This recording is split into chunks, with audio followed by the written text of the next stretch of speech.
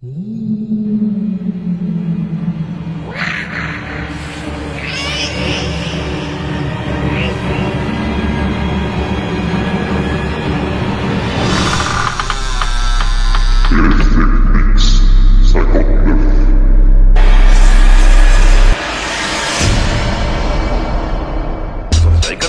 que tu vas laisser ce petit morveux te parler comme ça? C'est pas vrai, je rêve. On se demande où elle mange. Petit, tu es doué, très doué. Mais tant que je serai dans le métier, tu ne seras jamais que le Tout second. le monde, oui. On peut évidemment que c'est une métaphore, un symbole. On est venu, on l'a vu, il a eu dans le cul. Qu'est-ce que c'est? Nous l'avons. Qu'est-ce que c'est? Ne va-t-il pas faire des trucs? Mon père, attendez, vous aimez le cinéma? Beaucoup. J'ai des sections pour les meilleurs films qu'on passe en ville. Bonjour à tous et bienvenue dans notre podcast consacré à un Dido spécial sur Halloween. Oui, un épisode spécial Halloween, normal, on est le 31 octobre. Je vais revenir sur une liste des 20 films d'horreur les plus terrifiants selon le Hollywood Reporter. L'occasion pour moi de revenir sur chacun d'entre eux et surtout 3 conseils de films d'horreur, dont un film culte, un film qui mériterait d'être culte et un nanar dont vous avez voté à 50% sur Twitter afin d'en parler. Je reviendrai aussi également, une fois qu'on aura vu les 20 films les plus terrifiants, également mon top 10. Sur la prochaine mission concernera tout simplement des news sur le cinéma le 16 novembre et ça commence maintenant. Vous êtes prêts à conduire ces hommes? Prêts à devenir membre de la Ligue des Ombres? En plus, c'est pas un sac à main, ça s'appelle une sacoche. Indiana Jones en a une. Le Hollywood Reporter a dressé la liste des 20 films les plus soi-disant flippants. Et il fallait qu'on vous en parle et je vais dans un premier temps les commenter, en tout cas commenter chaque film de la liste et s'il est légitime à l'être dans celle-ci. Pour information, voici la liste des 20 films. Alors en premier lieu, il y a L'Exorciste de William Friedkin de 1973. Vous le savez, c'est mon film préféré, même après 50 ans, et après il reste toujours au top. D'ailleurs, si vous souhaitez, il existe une vidéo sur la chaîne où je reviens sur ma scène préférée du film dans une séquence culte. En deuxième position, alors je sais pas si c'est une position du plus flippant ou moins flippant, en tous les cas, voici la liste dans l'ordre. Donc dans deuxième, nous avons The Conjuring, les dossiers Warren de 2013 et réalisé par James Wan. Alors, celui-là, je me souviens encore de ma séance et il fallait qu'il soit dans cette liste, ça ne me surprend absolument pas. En effet, James Wan a fait l'impensable pour ma part, me faire flipper dans une salle de cinéma. Alors oui, c'est un grand film d'épouvante, assurément dans mon top 5 des films d'horreur. En troisième lieu, The Ring, 2002. Oui, The Ring version américaine. Il est vraiment intéressant et je sais que pour beaucoup, on préfère la version japonaise. Mais pour ma part, c'est cette version qui reste le moins décousue concernant le scénario, le plus logique en tout cas, avec ma découverte de l'actrice Naomi Watts. Et oui, là, c'est la première fois que je découvrais l'actrice au cinéma. En quatrième, Le Silence des Agneaux, 1991. Alors je sais pas si on peut parler de film d'horreur. Pour ma part, le mot thriller serait plus juste, mais il est vrai qu'il marquera les esprits, ainsi que le mien avec un Seven qui changera le monde du cinéma avec un genre qui se renouvellera déjà sur la mode des tueurs en série. En cinquième, Scream, 1996, oui, de Wes Craven. Alors, Scream marquera aussi les ados au même titre qu'Halloween des années plus tôt. Pourtant, le slasher mourait presque paisiblement. Scream a l'audace de mettre en scène des cinéphiles avec leur code qui les protège dans un cinéma codifié. L'avantage de Wes Craven, c'est qu'il arrivera à tuer ceux qui codifient les choses et à laisser celles qui les ignorent, à savoir Sidney. Avec recul, ce n'est pas non plus une révolution dans le genre, mais il a le mérite d'avoir été culte pour notre génération.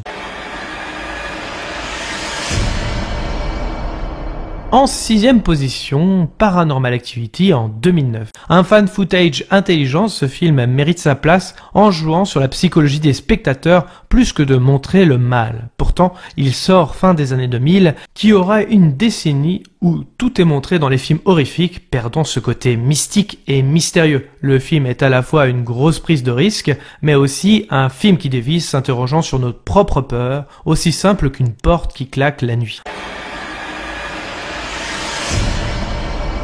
En 7e position, on retrouve Halloween de John Carpenter de 1979, référent du mode du slasher, un classique encore efficace aujourd'hui, avec une intro proche du génie qui ne pouvait que sortir de la tête de Carpenter.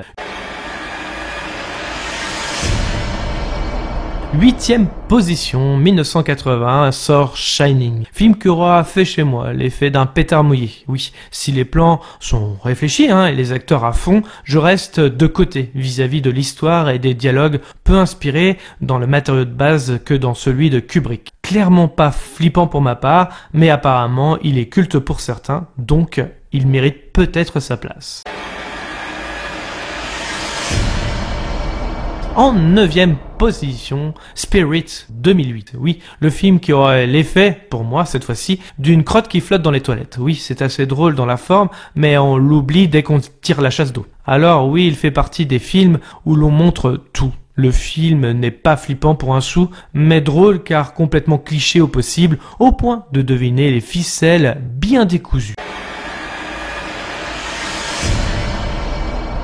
10e position, le projet Blair Witch de 1999. À l'époque, le plus rentable des films vu le petit budget, et croyez-moi, il fait partie également de mon top 5 des films d'horreur. Jouant sur la psychologie des spectateurs, la peur ne se voit pas, mais se ressent. C'est tout le génie du film, on s'ennuie jamais, et la peur monte crescendo.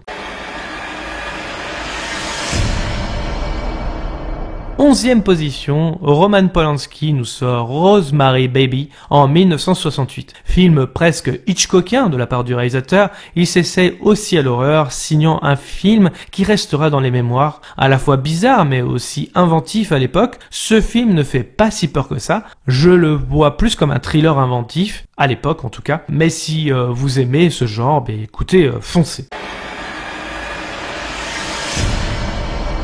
En 12e position, La Dame en Noir de 2012. Pourquoi ce film fait partie de cette liste? Excellente question. Le film est cliché, même s'il est porté par d'excellents acteurs qui sont injustement gâchés. 13e position, Dead Silence de 2007. C'est tout simplement nul. The Eyes de 2008, c'est nul. Préférez la version japonaise contrairement au cercle.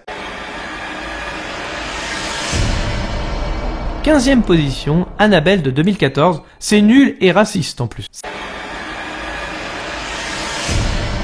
16e position, Sinister de Scott Derrickson, sorti en 2012. Excellent film qui m'aura bien fait flipper aussi. Alors c'était 2 ans avant Conjuring, mais celui-là aussi, c'est quelque chose qui m'aura bien fait flipper au cinéma. Je me rappelle que j'étais avec mon frère, on était tous les deux dans la salle et j'avoue qu'on est sortis pas forcément rassurés. En tout cas, ne regardez surtout pas le 2, c'est de la merde. Mais celui-là mérite d'être dans cette liste.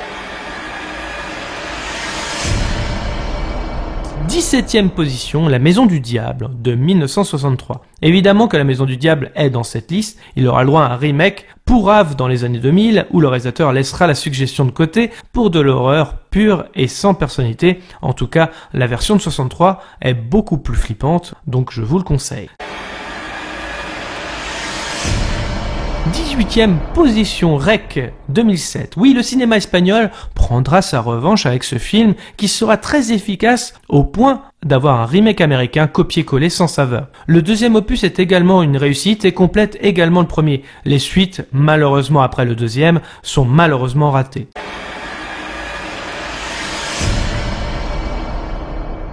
19e position, Esther, datant de 2009. Oui, une suite a également vu le jour cette année, 2022. Pour le premier opus, si son dénouement paraît surprenant, le reste est malheureusement cousu de fil blanc et parfois hasardeux. Ah oui, c'est important aussi de le savoir, il ne fait absolument pas peur.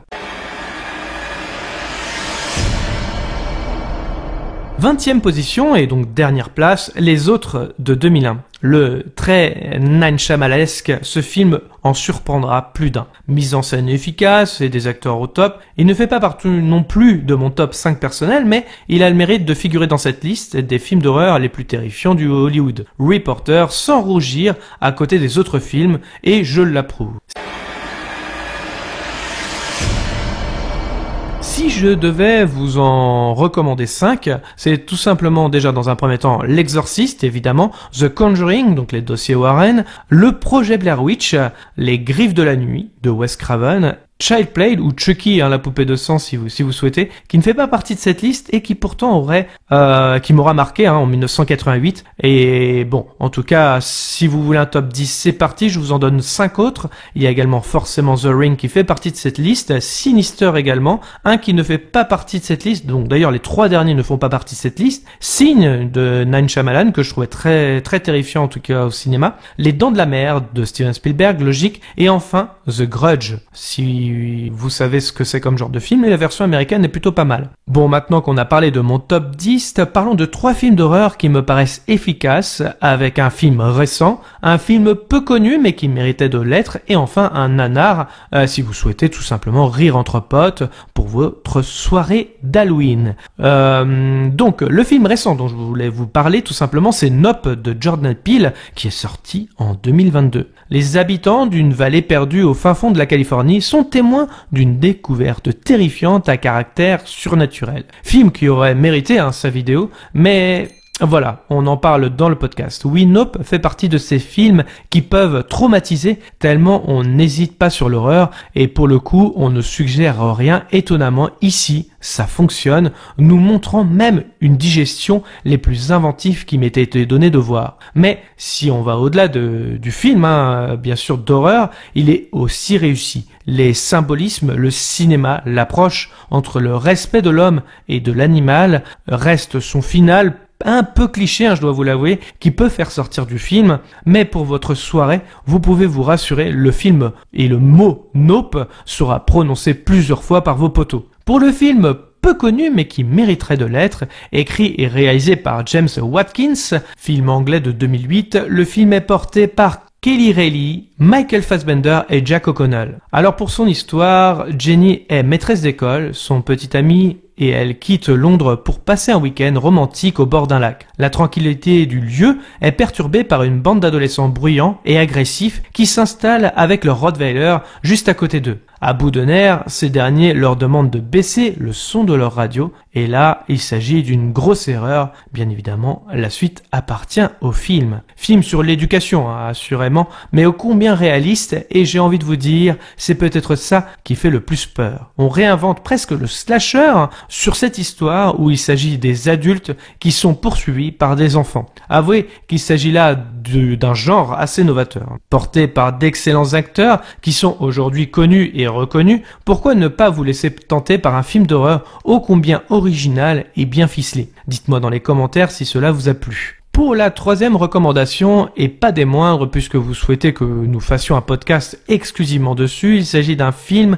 où vous avez voté pour qu'on en parle. Je m'excuse d'avance car on devait faire tout un épisode mais nos agendas ne coïncidaient pas. Cependant, je ne pouvais pas vous laisser sur le carreau et vous en parler au moins dans cet édito. Oui, on va parler de Bloody Mary, qui est un film sorti en 2002 de Julien Magna, qui par la suite fera Faces en 2011 avec Mila Jovovich, et puis c'est tout. Oui, le réalisateur scénariste ne compte que 3 projets dans toute sa carrière, et on va déterminer pourquoi, même si, on va pas vous mentir, nous offrira, avec le baltringue, un des plus gros nanars français de tous les temps. Alors, pour son histoire, la nuit de ses noces, Mallory découvre, non sans horreur, qu'elle a épousé un démon. Elle le tue aussitôt d'un coup de hache et décide de consacrer sa vie à la lutte contre cette monstrueuse vengeance. Quelques années plus tard, la voici à la tête d'un gang anti-paranormal composé de Vena, Kava, une drag queen experte en explosifs, et de Talking Tina, une petite fille télépathe. Mallory doit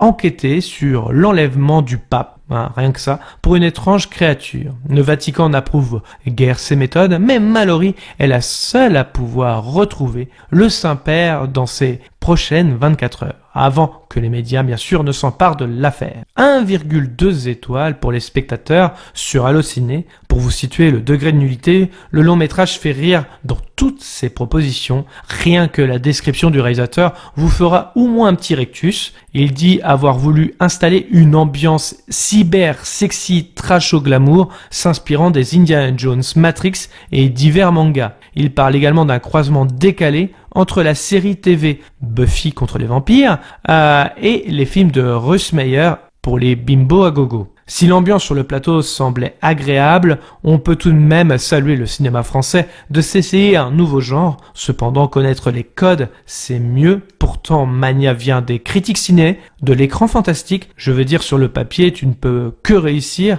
et savoir quoi éviter pour faire un bon film. Heureusement, il en fera un des plus gros nanars français et honnêtement, j'en serais fier, oui fier, car si vous l'avez vu au moins une fois, ce long métrage est marquant par son cinéma non maîtrisé, rien ne va dans les enchaînements, les jeux des acteurs, les costumes, l'écriture, comme si rien ne fonctionnait pour notre plus grand plaisir. C'est un nanar assumé, comment l'être autrement, compte tenu des dialogues sortis de AB Productions. Les démons, sortis effectivement d'un rendez-vous de cosplayers manqué, ne vous feront pas peur non plus. Il vous fera rire tellement malaisant de ridicule, presque auto-parodique en un sens. Il faut avouer que le côté manga, on le ressent aussi, comme un live-action raté. Vous avez aimé détester Dragon Ball? Eh bien dites-vous ici que la qualité est surpassée pour vous donner encore plus envie de le regarder. Il y a aussi un côté jeu vidéo, on va pas se mentir, adapté du jeu Resident Evil pour la présentation des personnages. Dites-vous que la dernière fois que j'ai vu ça, c'était dans Suicide Squad de David Ayer, pour vous dire,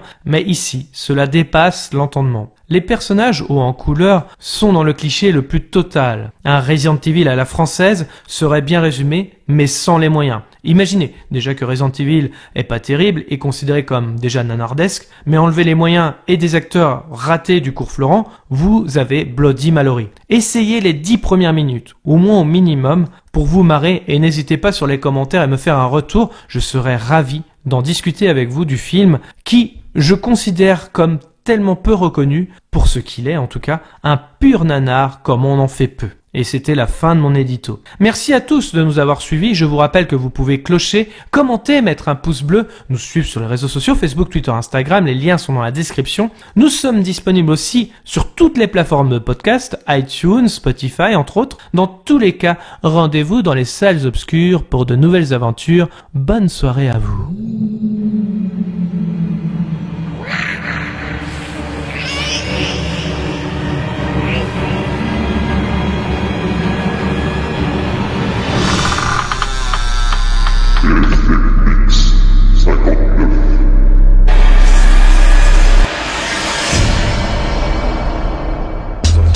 Est-ce que tu vas laisser ce petit morveux te parler comme ça? C'est pas vrai, je rêve. On se demande où elle mange. Petit, tu es doué, très doué.